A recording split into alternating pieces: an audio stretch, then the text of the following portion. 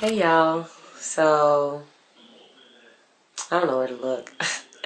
Anyway, I am getting ready for bed, and before I go to sleep, there has been something really big, really heavy on my mind. A a seed that I feel like God has truly planted in my life. Work that He has set for me to do, a message that He has for me to get out. The idea behind Sandy Speaks is that I'm going to take the situations, the ideas, everything that's going on in the news, and I want to get feedback from the children. I feel like with the police brutality and all of the things that have been going on in the news, a lot of people have been making noise and expressing their opinions about how they feel. I want to hear their point of view. I want to know what they feel about just the things that they've heard in the news, even though they might not watch the news. Things like social media, Facebook, Twitter, Instagram, all of this stuff is in it, so they know about it. 28-year-old Sandra Bland, a native of a Chicago suburb, Naperville, Illinois, could be best described as a civil rights activist who was very active in speaking out against police brutality in Chicago and nationwide. Bland was a vocal member of the Black Lives Matter movement, and in January 2015 started posting a series of videos under the Sandy Speaks umbrella through social media. Black people know that all lives matter. But what I need you guys to understand is that being a black person in America is very, very hard. Although you all love to say, oh, nobody should see race, black racists have no power, whereas white racists do. They have power because they are in positions of control, or they're in positions where they can influence the control over black people. Yes, that is very true. So to my friends who want to get on my videos and they're upset about the picture that I posted, oh well, I will not apologize for it, because at the moment, Black Lives Matter. Her brazen yet poignant views attracted praise as well as criticism from some of her followers. She seemed to value her life, especially after what should have been a fatal collision between her and a motorcyclist on April 5th, 2015.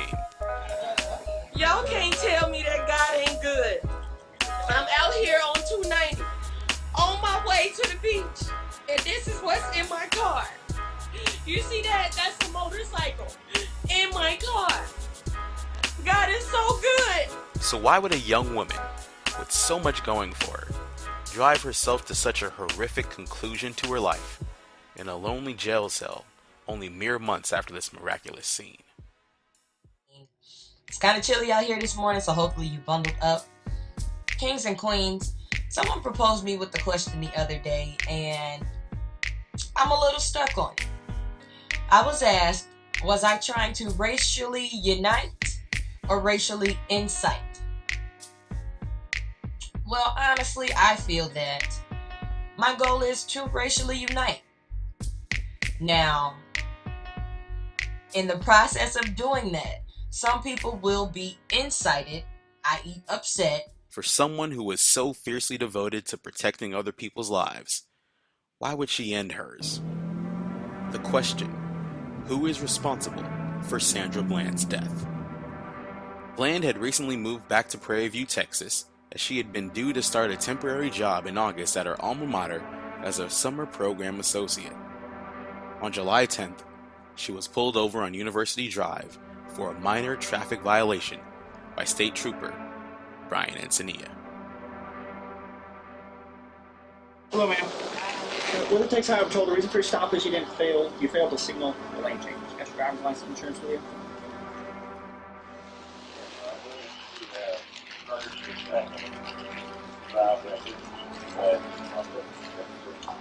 Okay, ma'am.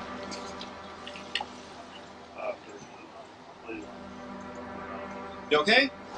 I'm waiting on you. This is your job. I'm waiting on you. Whatever you want me to do. You seem very irritated. I am. I really am. This crap is what I'm getting the ticket for. I was getting out of your way. You were speeding up, tailing me. So I moved over and you stopped me. So yeah, I am a little irritated, but that doesn't stop you from giving me a ticket. So.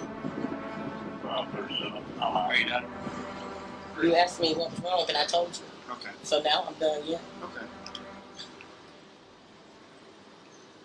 You mind putting out your cigarette, please, for mine? I'm in my car. Why do I have to put out my cigarette? Well, you can step on out now. Step out of the car. No, you don't have the right. Step out of the car. You do not have the right to do that. I do have the right. Now step out or I will remove you. I refuse to talk to you other than to identify myself. Step out or I will remove you. I am getting removed for a failure. Step out or I will remove you. I'm giving you a lawful order. Get out of the car now or I'm going to remove you. And I'm calling my... Antonia arrested her following an escalating conflict, which was caught on police and bystander footage shown here, and later alleged that she had kicked him. Get out of the car! Don't touch me! I'm not under arrest! You don't have the right to say... A representative for the Department of Public Safety claimed she was argumentative and uncooperative throughout the entire arrest. But exactly who was argumentative and combative in this situation first? Apprehended. You're trying to give me a ticket. I said get out of the car. Why am I being apprehended? I'm giving you a lawful order. I'm going to drag you out of here. So you're going to drag me out of my own car? Get out of the car! And then I will light you up. Get out! Is telling a citizen I will light you up with a taser proper police protocol? You're doing all of this for Get over there. Right, yeah. Yeah, let's take this to court. Let's go ahead. For a failure to signal. Yep, for a failure to signal. Get off the phone. On my school. Get off the phone. I'm not on the phone. I have a right Put to your court. phone This is down. my property. Put your phone down. Sir? Put your phone down. Right now. Put your phone down. For a fucking failure to signal my business. Come over here. What? You just playing me over there. Stay right Get here. your fucking mouth right up here. This right here says a warning. You started creating the problem. You asked me what was wrong. You have I'm trying to anything tell on you. a person that's Do illegal? it feel like I got anything on me? This a fucking maxi dress. Remove your glasses. This a maxi dress. You're about to break my wrist. Can you stop? You are about to fucking break my wrist. Stop! Now!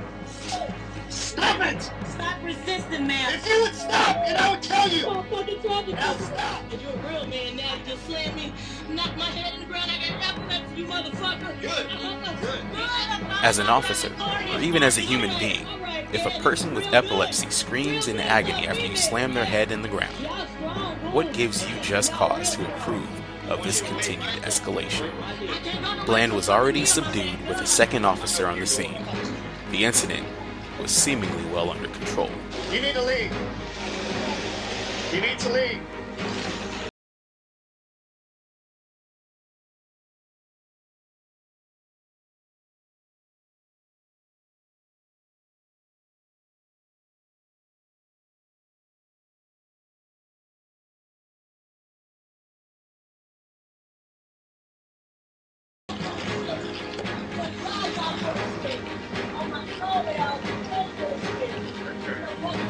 For a warning. For a warning, you're going to jail for resisting arrest. Stand up. If I could, I Okay, can't. roll over. I can't even fucking feel my Tuck arm. your knee in. Tuck your knee in. Yeah, I feel. I can't. Listen, you're going to sit up on your butt. Sit up on your butt. You just got on the scene, so what else? I know you wasn't. You were pulling up. No, you didn't. No, ma'am. You didn't see everything leading up to it. I'm not talking to you.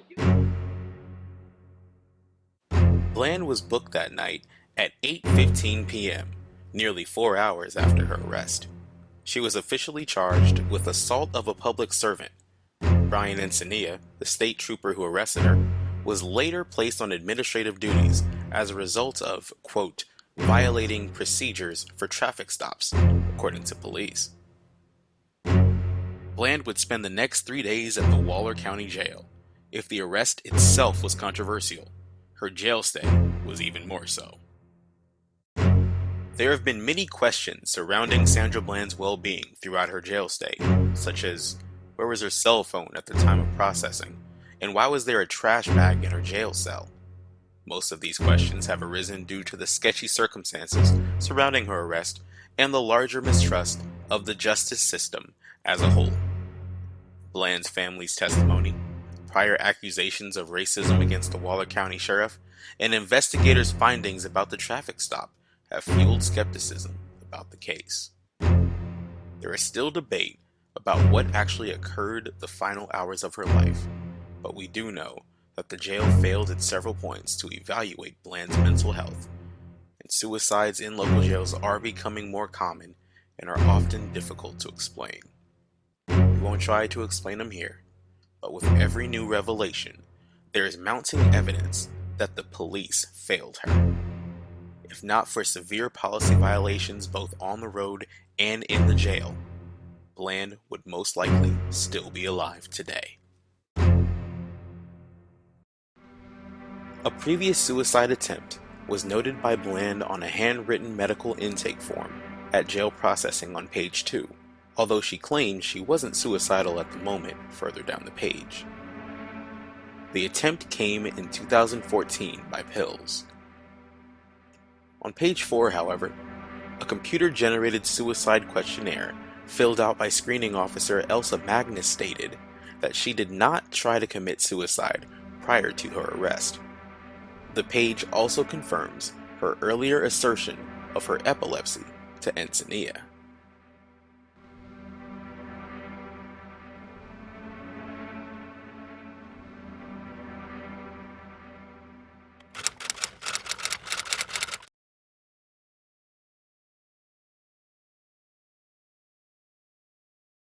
Officials say she tried several times to call family and friends, but allegedly nobody could help her post part of the needed $5,000 to bail her out. KTRK, television affiliate in Houston, released the voicemail Bland left for a friend that weekend, where she still seemed stunned by the proceedings. Hey, this is me. I just was able to see the judge. I don't really know. They got me set at a $5,000 bond. I'm still just at a loss for words, honestly, about this whole process. How they're switching lanes with no signal turned into all of this, I don't even know. But I'm still here, so I just come back when you can.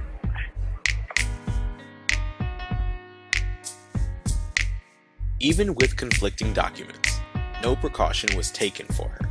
She was put in an isolated cell without any additional supervision or watchful care during her stay. Considering her recent history, this should have been done at the very least.